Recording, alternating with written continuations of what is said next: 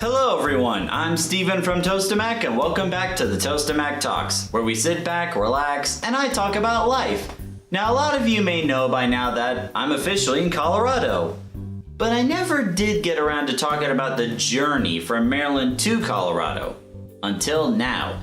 So today we're going to talk about my experience with traveling across country, and I'll give some tips along the way. And if you enjoy what you see, don't forget to hit the subscribe button to stay up to date on Tostemac's latest videos. Now, a couple things to point out before we get to the story. First and foremost, I didn't travel by airplane. Me, my younger brother, and my older brother actually traveled here by car. So a lot of you may be wondering, why would you do that? Wouldn't it be easier to travel by airplane? It would, but we wouldn't be able to take all this equipment with us. Oh, my precious, my precious. And the problem is, when you leave stuff like this at the mercy of the movers to take to your new house, odds are that they may get damaged along the way. And with all this video recording equipment and computers and whatnot, we didn't want to take that risk. So we made the decision to travel by car by then. So another thing to point out, travels like this are not adventures. They are journeys. There's a big difference between the two. An adventure does not exactly have an end destination, but a journey does. And the problem is, if you treat this cross-country move like an adventure, trying to go as far as you can, then what happens is you leave yourself at the mercy of whatever hotel's nearby. And based on a previous experience, not the most recent one, it's not exactly pleasant. You're just playing with the cards you're dealt.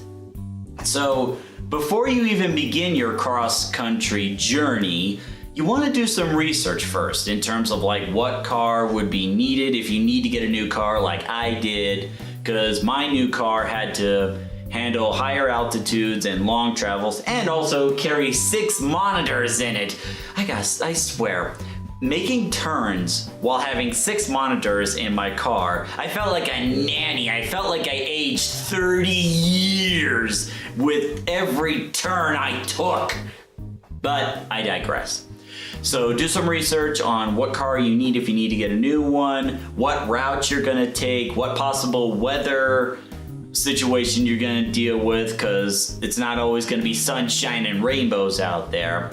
But also do some research about which hotels you're gonna go to, because what me and my older brother did, we actually looked at a map and tried to plan out which hotels to go to. That way, not only do we have a guaranteed room, but we also set how many hours we're gonna be traveling in a day, which is very important because you don't wanna be driving for too long, because what happens is you get exhausted and you get kind of hypnotized by the road that you sometimes lose track of what's around you.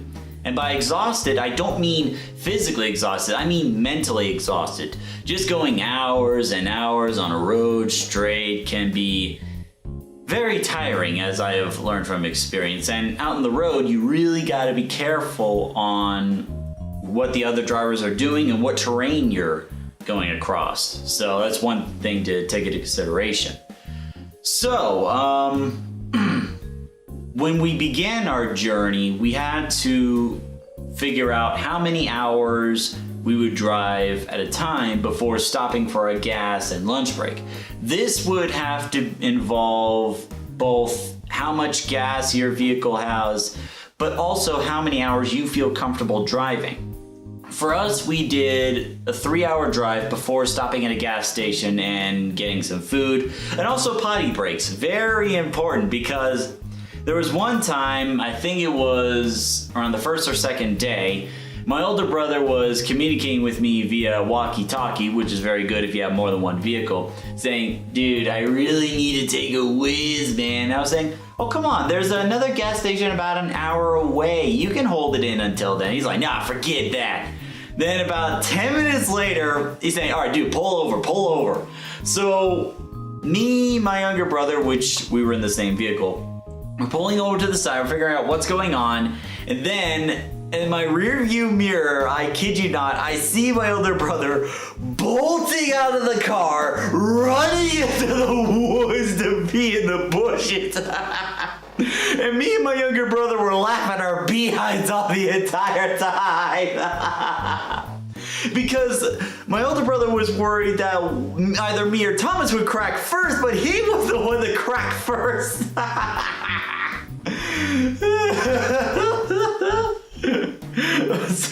It's just funny just to think about that.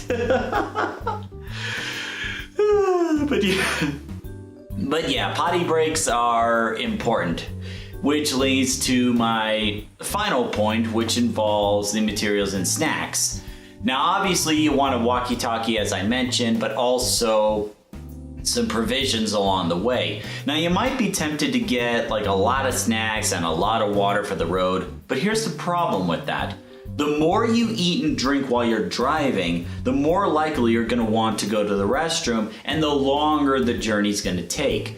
So if you want to get to your destination like before midnight, I recommend only taking like a few sips of water, maybe a little snack if you feel the urge to on the road. And this is the last tip that I'm gonna give. I know I said the last one was the last tip, but this is a very important one. Watch out for weather. Because sometimes you're gonna have to deal with heavy winds, heavy rain, but also possible blizzards and whiteouts. Like there was one time, I think it was before we hit Kansas or right in Kansas, where there was this nasty blizzard where it was a lot of snow. We could barely see what's in front of us. We had to get the emergency lights on. And I kid you not, I saw dozens of cars either on the side, crashed, or in a ditch. That was scary because a lot of drivers unfortunately don't know better, and it leads to a lot of accidents. So we had to take very slow, and also mindful of other drivers. But here's one thing to remember. If the weather seems too bad, like before you even hit the road, if the weather looks too dangerous to drive in, if you don't feel comfortable to drive in that, then don't. It's fine to push it back another day, because remember, you're trying to get to your end destination in one piece, not try to set a world record for it. And that's basically the experience or the tips I give for journeying across country. But what do you guys think? Do you agree or disagree? Or maybe you have done some cross-country traveling and would like to share your experience. Let us know in the comments down below. Let's start a conversation here. And on that note, I'm gonna end the video here. Thank you very much for watching, everybody. Be sure to subscribe to Tostemac to stay up to date on the latest videos. Hit that like or dislike, whichever you prefer. And hopefully I'll have that studio ready next week. So thank you very much for watching, everybody. Until the next video, see you later.